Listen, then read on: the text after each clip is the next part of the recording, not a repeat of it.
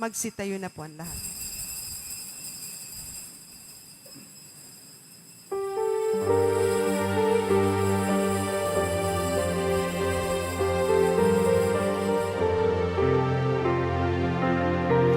Magalak tayong lahat, si Jesu Kristo'y nabuhay na daig sa kamatayan.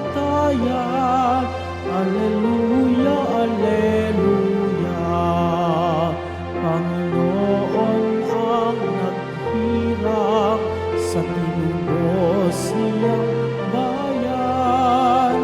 Nagpupuring mga hinirang, masayang nagdiriwang. Magalak tayong lahat, si Jesu Kristo'y nabuhay na naig sa kamatayan. Alleluia, alleluia.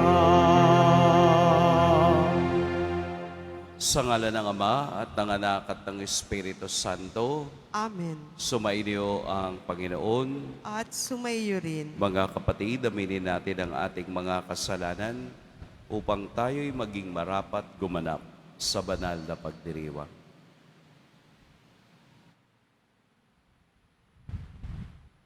Tayo pong lahat, inaamin ko sa makapangyarihang Diyos at sa inyo mga kapatid, na lubha akong nagkasala sa isip, sa salita, sa gawa, at sa aking pagkukulang. Kaya isinasamo ko sa mahal na Birheng Maria, sa lahat ng mga anghel at mga banal, at sa inyo mga kapatid, na ako'y ipanalangin sa Panginoong ating Diyos. Kaawaan tayo ng makapangyarihang Diyos, patawarin tayo sa ating mga kasalanan at patnubayan tayo sa buhay na walang hanggan. Amen. Panginoon, kaawaan mo kami. Panginoon, kaawaan mo kami. Kristo, kaawaan mo kami. Kristo, kaawaan mo kami. Panginoon, kaawaan mo kami. Panginoon, kaawaan mo kami. Manalangin tayo. Ama naming makapangyarihan, Ikaw ang nangangasiwa kailanman sa pinamamahalaan mong sambayanan, para mo ng awang bigyan ang iyong simbahan ng tagapangasiwang kalulugdan mo sa kabanalan at magmamalasakit sa amin ikauunlad araw-araw. Sa pamamagitan ni Jesucristo, kasama ng Espiritu Santo, magpa sa walang hanggan. Amen. Magsiupo muna ang lahat. Pagbasa mula sa mga gawa ng mga apostol. Nagsimula ng araw na iyon ang isang mahigpit na pag-uusig laban sa simbahan sa Jerusalem. At liban sa mga apostol, lahat ng sumasampalataya ay nangalat sa lupain na Judea at Samaria. Si Esteban na may inilibing ng mga taong may takot sa Diyos, at gayon na lamang ang kanilang panangis. Samantala, sinikap ni Saulo na wasakin ang simbahan, pinapasok niya ang bahay-bahay, at kinaladkad ang mga sumasampalataya, at ibinibilanggo maging lalaki maging babae. Nangalat ang mga mananampalataya, at saan man sila makarating, ay ipinangangaral nila ang salita. Nagpunta si Felipe sa isang lungsod ng Samaria at ipinangaral doon ang Mesiyas. Nang mabalitaan ng mga tao at makita ang mga kababalaghang ginawa niya, pinakinggan nilang mabuti ang sinabi niya. Sapagkat ang masasamang espiritu ay umaalis sa mga taong inaalihan nito at sumisigaw habang lumalabas. Maraming lumpo at mga pilay ang napagaling, kaya't nagkaroon ng malaking kagalakan sa lungsod na iyon. Ang salita ng Diyos. Salamat sa Diyos. Sangkalupaang nilalang, galak sa puoy isigaw. Sangkalupaang nilalang, galak sa pooy isigaw. Sumigaw sa galak ang mga nilalang, at purihin ang Diyos ng may kagalakan. Wagas na pagpurit sa Kanya'y ibigay. Ito ang sabihin sa Diyos na dakila. Ang mga gawa mo ay kahanga-hanga. Sangkalupaang nilalang, galak mo sa pooy isigaw. Ang lahat sa lupa'y ika'y sinasamba. Awit ng papuri yaong kinakanta. Ang iyong pangalay pinupuri nila.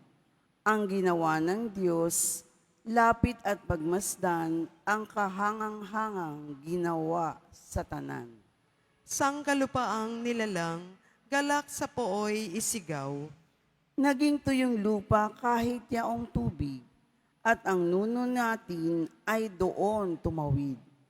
Kaya't naman tayo'y nagalak ng labis, siya'y nagaharing may lakas ang bisig. Sangkalupaang nilalang, galak sa pooy isigaw. Magsitayo na po ang lahat.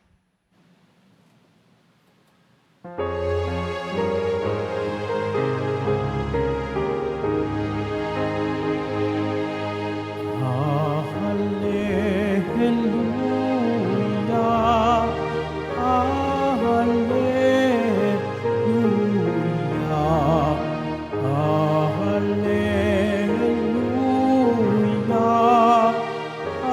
hallelujah, hallelujah.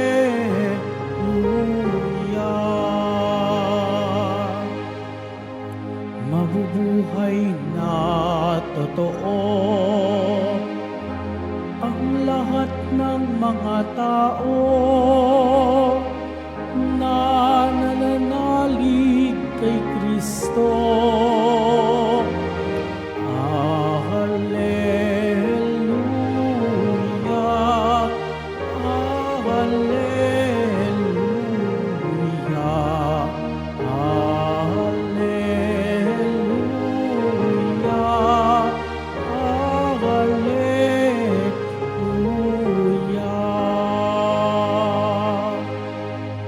Sumainyo ang Panginoon. At sumayo rin, Ang mabuting balita ng Panginoon ayon kay San Juan. papuri sa iyo, Panginoon. Noong panahong iyon, sinabi ni Jesus sa mga tao, "Ako ang pagkaing nagbibigay buhay. Ang lumalapit sa akin ay hindi na magugutom, at ang nananalig sa akin ay hindi na mauuhaw kailanman. Ngunit sinabi ko na sa inyo, nakita na ninyo ako, gayon may hindi kayo nananalig sa akin. Lalapit sa akin ang lahat na ibinigay sa akin ng Ama, at hindi ko itataboy ang sinumang lumalapit sa akin. Sapagkat ako'y bumaba mula sa langit, hindi upang gawin ang kalooban ko, kundi ang kalooban ng nagsugo sa akin. At ito ang kaniyang kalooban, huwag kong pabayaang mawala kahit isa sa mga ibinigay niya sa akin, kundi muling buhayin sila sa huling araw. Sapagkat ito ang kalooban ng aking Ama, ang lahat ng makakita at manalig sa anak ay magkaroon ng buhay na walang hanggan, at sila'y muli kong bubuhayin sa huling araw." Mga kapatid, ang mabuting balita ng Panginoon. Pinupuri ka namin, Panginoong Heso Kristo. Magsiupo muna ang lahat. Magandang umaga po sa lahat. Ang buong chapter po ng Juan na chapter 6 ay tungkol sa pagtuturo ni Jesus ng tinapay ng buhay o the bread of life discourse. Kaya kung kayo ay nagsimba simula pa ng Lunes, ito ang tema ng bawat ebanghelyo sa bawat araw. Ang tema ng bread of life o tinapay ng buhay. Ngunit bago natin maunawaan kung ano ang ibig sabihin ni Jesus bilang ako ang tinapay ng buhay, kailangan muna nating makita ng maliwanag ang kaniyang relasyon sa Ama. Na ganun na lamang ang pagmamahal ng Ama sa sanlibutan, kaya isinugo niya ang kaniyang kaisa-isang anak upang ang lahat ay magkaroon ng buhay na walang hanggan. Nangangahulugang ang focus ng kaligtasan ay na kay Jesus, sapagkat ang lahat ng kapangyarihan, mapalangit o mapalupa, ay ibinigay na kay Jesus. Kaya nga't sinabi niyang, ang nakakita sa akin ay nakakita na sa Ama. Lumalabas na ang kapangyarihan ng kanilang pag-ibig ay nagtatranspose sa realidad na ibinigay ni Jesus ang kaniyang sarili bilang pagkaing nagbibigay buhay. Kaya nga hindi lang po ito isang simpleng tinapay. Hindi lamang ito isang simpleng pagkakataong ako ay magsimba at mag-receive o tumanggap ng tinapay. Mayroon itong pinanggagalingan. Mayroon itong dahilan at mayroon itong biyaya. Ang banal na Eukaristiya bilang ako ang tinapay ng buhay ni Jesus ay ang pinakapuso ng simbahan. At ito rin ang pinakaugat ng ating buhay. Kapag tinanggal mo ang banal na Eukaristiya sa simbahan, mawawalan ng saysay ang lahat ng ating pagpapagal at ang lahat ng ating pagsampalataya at pamumuhay sa araw-araw.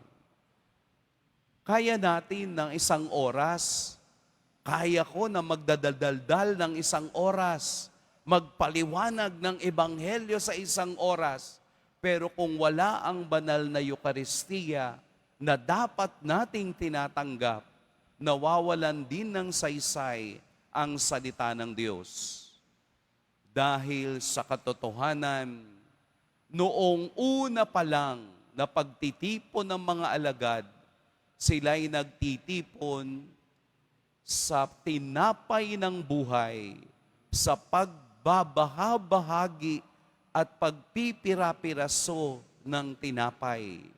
Ito ang naging sandigan nila upang mapalakas at makapagpatuloy sa pagpapahayag ng salita ng Diyos. Ano yung pong ibig kong sabihin? Bukod sa mahal ninyo, mahal na mahal natin ang imahe ng ating Poong Jesus Nazareno, mayroon pang mas malalim at mayroon pang mas dapat mahalin kung hindi si Jesus sa tabernakulo na nasa ating harapan.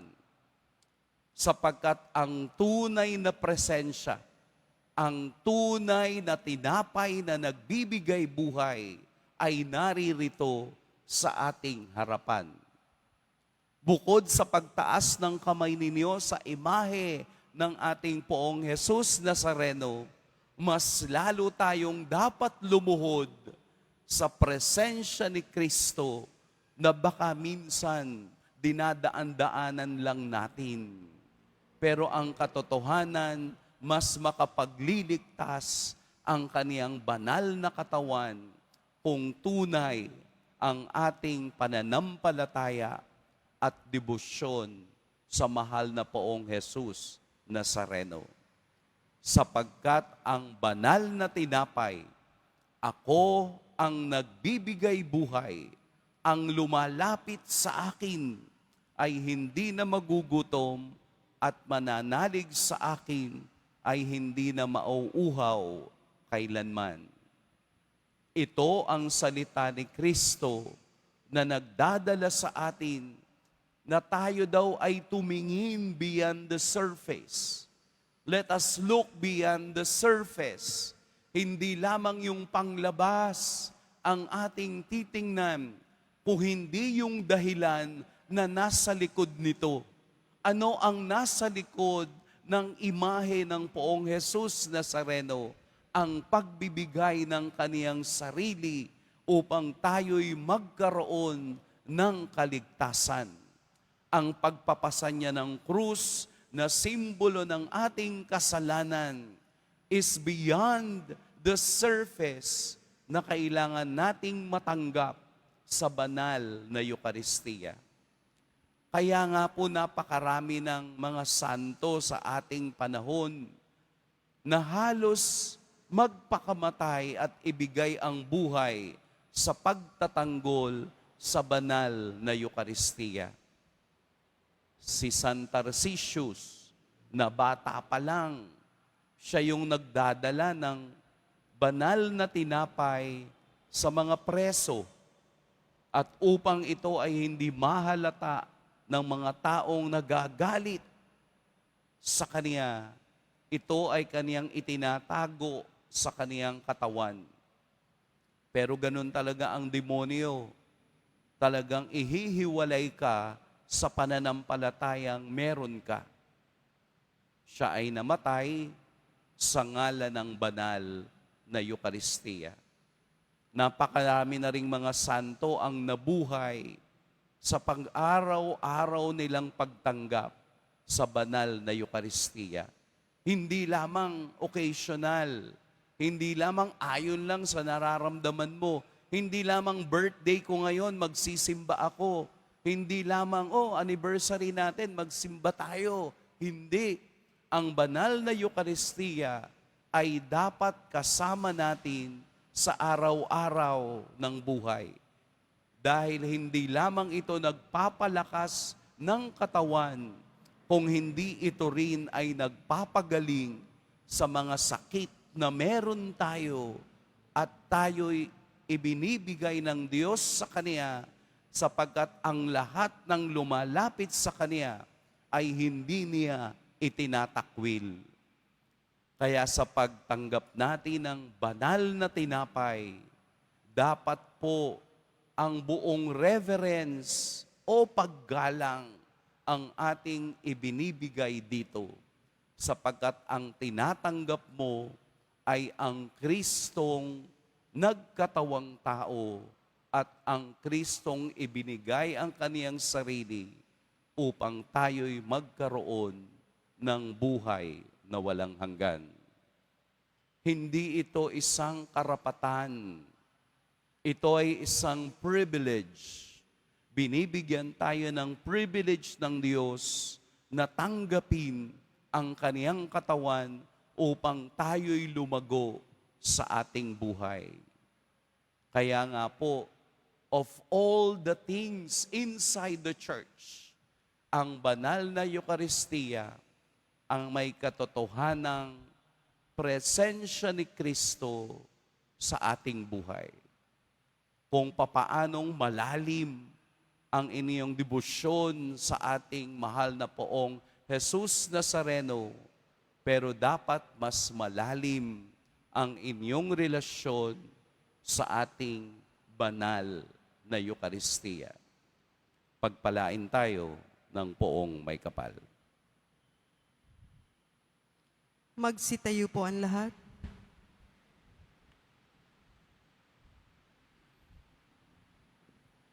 Minamahal kong mga kapatid, taglay ang pagtitiwala sa pagiging bukas loob ng Diyos Ama na naghandog sa atin ng kaniyang anak sa Eucharistia bilang pagkain para sa ating kaluluwa. Ilapit natin sa Kaniya ang ating mga pangangailangan. Ama, pagpalain mo kami sa Eucharistia. Ama, pagpalain mo kami sa Eucharistia. Ang mga pinuno ng simbahan, Naway magpatotoo kay Jesus na siyang tinapay ng buhay sa mundong nagugutom sa kahulugan. Manalangin tayo. Ama, pagpalain mo kami sa Eucharistia. Ang mga pinuno ng pamahalaan naway aktibong makisangkot sa paghahanap ng mga katugunan sa mga pangangailangan at kapakanan ng ating mahirap na kapatid. Manalangin tayo. Ama, pagpalain mo kami sa Eucharistia. Ang mga nag-akalang hindi nila kailangan ng Diyos sa kanilang buhay, naway maakit na tumanggap ng Eucharistia. Manalangin tayo. Ama, pagpalain mo kami sa Eucharistia. Ang mga may sakit, naway maranasan ang mapagmahal na presensya ni Kristo sa kanilang pagtanggap ng Eucharistia. Manalangin tayo. Ama, pagpalain mo kami sa Eucharistia. Ang mga yumaang tumanggap ng tinapay ng buhay, naway magkamit ng buhay na walang hanggan. Manalangin tayo. Ama, pagpalain mo kami sa Eucharistia. Ama naming nasa langit, gawin mo kaming tapat na nagpapasalamat para sa handog mong Eucharistia na siyang nagbibigay ng pag-asa at kahulugan sa aming buhay. Hinihiling namin ito sa pamamagitan ni Kristo na aming Panginoon. Amen. Magsiupo muna ang lahat.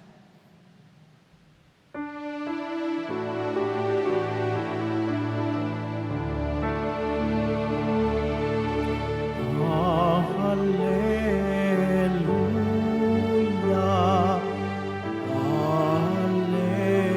Hallelujah, Hallelujah, Hallelujah, Hallelujah. Ang lupa'y nayanig, ito rin ay tumahimik nang ang poon ay tumindig bilang hukong natin. Hallelujah,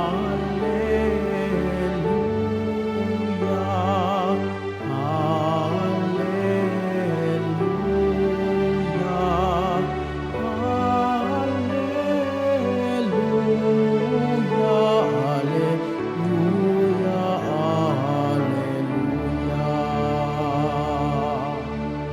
Magsitayo na po ang lahat. Manalangin kayo mga kapatid upang ang paghahain natin ay kalugdan ng Diyos amang makapangyarihan. Tanggapin nawa ng Panginoon itong paghahain sa iyong mga kamay, sa kapurihan niya at karangalan, sa ating kapakinabangan at sa buong sambayanan niyang banal. Ama naming lumikha, naway sumaami ng masaganang batis ng iyong awa, upang pakundangan sa mga alay sa iyo na aming inihanda, kami magkamit ng tagapangasiwa na sa iyong simbahay mamamahala, sa ikalulugod mo at aming ikatutuwa sa pamamagitan ni Hesukristo, kasama ng Espiritu Santo, magpa sa walang hanggan. Amen. Sumainyo ang Panginoon. At sumaiyo rin, Itaas sa Diyos ang inyong puso at diwa. itinaas na namin sa Panginoon. Pasalamatan natin ang Panginoong ating Diyos. Marapat na siya ay pasalamatan. Ama naming makapangyarihan, tunay ngang marapat na ikaw ay aming pasalamatan. Ngayong ipinagdiriwang ang paghahain ng Mesiyas, ang maamong tupa na tumubos sa aming lahat. Naghahaing walang humpay ang anak mong minamahal, upang magkasalo-salo ang tanan sa piging ng iyong buhay. Hindi na mamamatay ang inihain sa krus. Ang sa krus ipinakoy, buhay lagi bilang handog. Kaya kaisa na mga anghel na nagsisiawit ng papuri sa iyo, nang walang humpay sa kalangitan, kami nagbubunyi sa iyong kadakilaan. Santo, Santo, Santo, Panginoong Diyos ng mga hukbo, napupuno ang langit at lupa ng kadakilaan mo. O sana sa kaitaasan, pinagpala ang naparirito sa ngalan ng Panginoon. o sana sa kaitaasan. Magsiluhod po ang lahat. Ama naming banal, ikaw ang bukal ng tanang kabanalan. Kaya't sa pamamagitan ng iyong Espiritu, gawin mong banal ang kaloob na ito upang para sa amin maging katawan at dugo ng aming Panginoong Heso Kristo. Bago niya pinagtiis ang kusang loob na maging handog, hinawakan niya ang tinapay, pinasalamatan kaniya, pinaghati-hati niya iyon, iniabot sa kaniyang mga alagad at sinabi, "Tanggapin ninyong lahat ito at kanin. Ito ang aking katawan na ihahandog para sa inyo."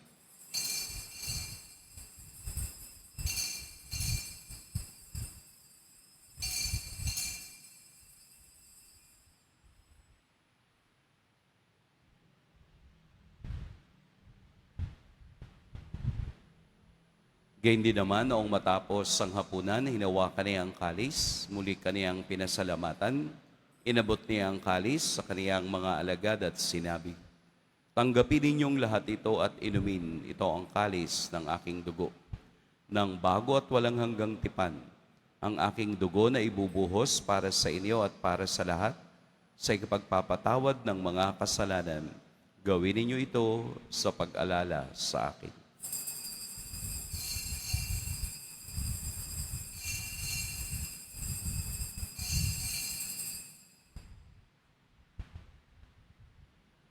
Magsitayo na po ang lahat. Ipagbunyi natin ang misteryo ng pananampalataya. Si Kristo'y namatay, si Kristo'y nabuhay, si Kristo'y babalik sa wakas ng panahon. Ama, ginagawa namin ngayon ang pag-alala sa pagkamatay at muling pagkabuhay ng iyong anak. Kaya't iniaalay namin sa iyo ang tinapay na nagbibigay buhay at ang kalis na nagkakaloob ng kaligtasan. Kami nagpapasalamat dahil kami iyong minarapat na tumayo sa harap mo para maglingkod sa iyo. Isinasamo namin kaming magsasalo-salo sa katawan at dugo ni Kristo ay mabuklod sa pagkakaisa sa pamamagitan ng Espiritu Santo.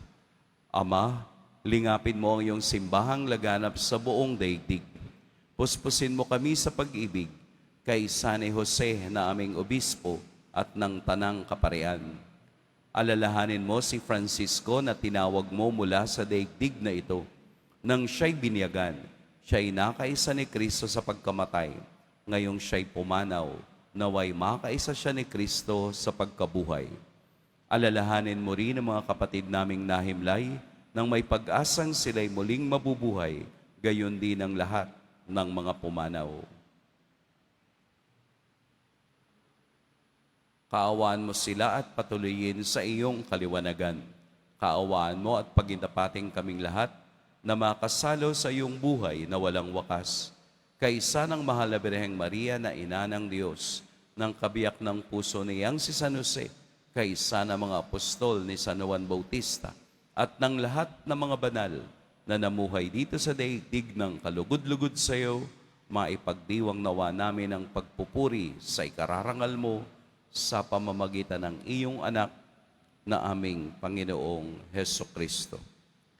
Sa pamamagitan ni Kristo, kasama niya at sa Kaniya, ang lahat ng parangal at papuri sa iyo, Diyos, Amang makapangyarihan, kasama ng Espiritu Santo, magpa sa walang hanggan. Amen. Sa tagubili ng nakagagaling na utos at sa turo ni Jesus, na Panginoon natin at Diyos, ipahayag natin ng lakas loob. Ama namin, Sumasalangit ka, sambahin ang ngalan mo, mapasa amin ang kaharian mo, sundin ang loob mo dito sa lupa para nang sa langit. Bigyan mo kami ngayon ng aming kakanin sa araw-araw, at patawarin mo kami sa aming mga sala, para ng pagpapatawad namin sa nagkakasala sa amin. At huwag mo kaming ipahintulot sa tukso at iadya mo kami sa lahat ng masama. hinihiling namin kami iadya sa lahat ng masama. Pagkalooban ng kapayapaan araw-araw, iligtas sa kasalanan at ilayo sa lahat ng kapahamakan. Samantalang aming pinananabikan ang dakilang araw ng pagpapahayag ng tagapagligtas naming si Heso Kristo. Sapagkat iyo ang kaharian at ang kapangyarihan at ang kapurihan magpakailanman. Amen. Panginoong Kristo, sinabi mo sa iyong mga apostol, kapayapaan ang iniiwan ko sa inyo, ang aking kapayapaan ang ibinibigay ko sa inyo. Tunghayan mo ang aming pananampalataya at huwag ang aming pagkakasala. Pagkalooban mo kami ng kapayapaan at pagkakaisa ayon sa iyong kalooban, kasama ng Espiritu Santo, magpa sa walang hanggan. Amen. Ang kapayapaan ng Panginoon naway laging sumainiyong lahat. At sumaiyo rin. Magbigayan kayo ng kapayapaan sa isa't isa. Kordero ng Diyos na nag-aalis ng mga kasalanan ng sanlibutan, maawa ka sa amin. Kordero ng Diyos na nag-aalis ng mga kasalanan ng sanlibutan, maawa ka sa amin. Kordero ng Diyos na nag-aalis ng mga kasalanan ng sanlibutan, ipagkaloob mo sa amin ang kapayapaan. Magsiluhod po ang lahat. Ito ang kordero ng Diyos, ito ang nag-aalis ng kasalanan ng sanlibutan. Mapalad ang mga inaanyayahan sa kaniyang piging. Panginoon, hindi ako karapat-dapat na magpatuloy sa iyo, ngunit sa isang salita mo lamang ay gagaling na ako.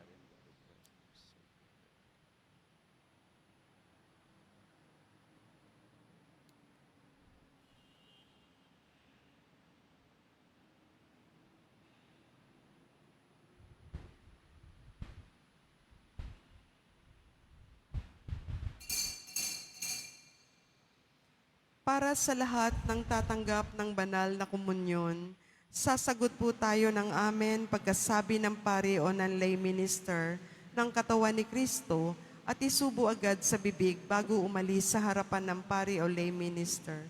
Sumunod po tayo.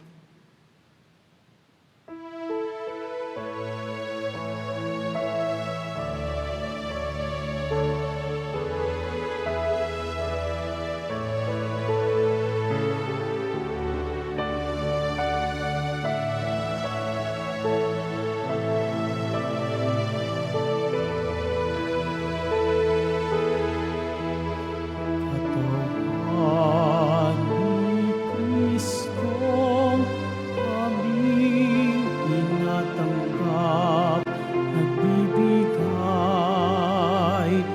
buhay, kaligtasang ganap, dakilang kaloob na sa aming bigay. Tanda ng pag-ibig ng Diyos na buhay. Ang sakramentong banal na kahanga, papurihan natin at lahat ng bansa. Ang sakramentong banal na kahanga, tanggapin natin buhay ng biyaya.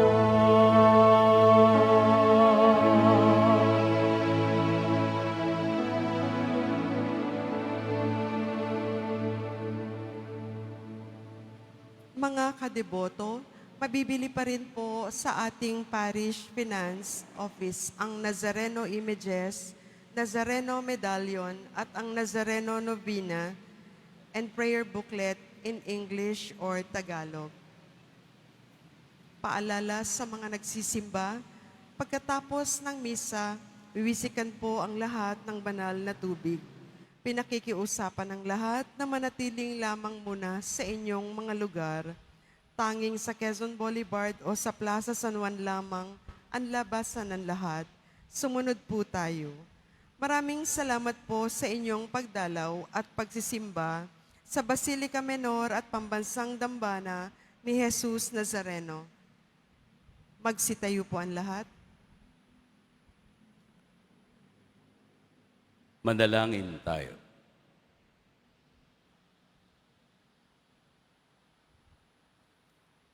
Ama naming mapagmahal, kaming mga nakinabang sa katawan at dugo ng anak mong banal, ay pagbigyan mong lumigaya sa pagkakamit ng tagapangasiwang maaasahan, sa pagtuturo ng kabutihan sa iyong bayan, at sa pagpapalaganap ng katotohanan ng mabuting balita sa tanan, sa pamamagitan ni Hesukristo, kasama ng Espiritu Santo, magpa sa walang hanggan. Amen. Sumainyo ang Panginoon. At sumaiyo rin. Yumuko kayo para sa pagbabasbas. Mahal na Poong Jesus Nazareno, inihayag mo sa pamamagitan ng krus ang walang maliw na pag-ibig ng Diyos sa sangkatauhan. Pakinggan mo po ang kahilingan lalo na para sa mga nangangailangan ng iyong tulong at awa. Makamtan nawa namin ang iyong kasagutan na may utang na loob na tinatanaw. Basbasan din po ninyo itong mga imahen at dasalan upang lalo kaming manalangin at magtiwala. Sa pamamagitan ng bendisyon na ito, naway lalo kaming maging mapaglingkod, masunurin at tapat sa iyo na aming maluwalhating Panginoon, magpas sa walang hanggan. Amen. At pagpalain kayo ng makapangyarihan at mapagmahal na Diyos, ang Ama at Anak at Espiritu Santo. Amen. Humayo kayong taglayang kapayapaan ng Poong Jesus Nazareno. Salamat sa Diyos.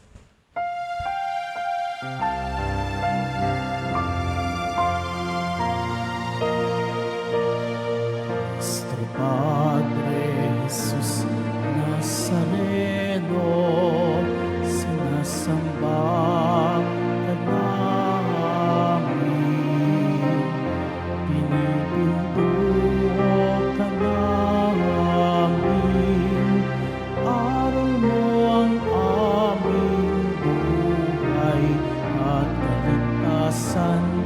Nuestro Padre Jesus Nazareno, iligtas mo kami sa kasalanan.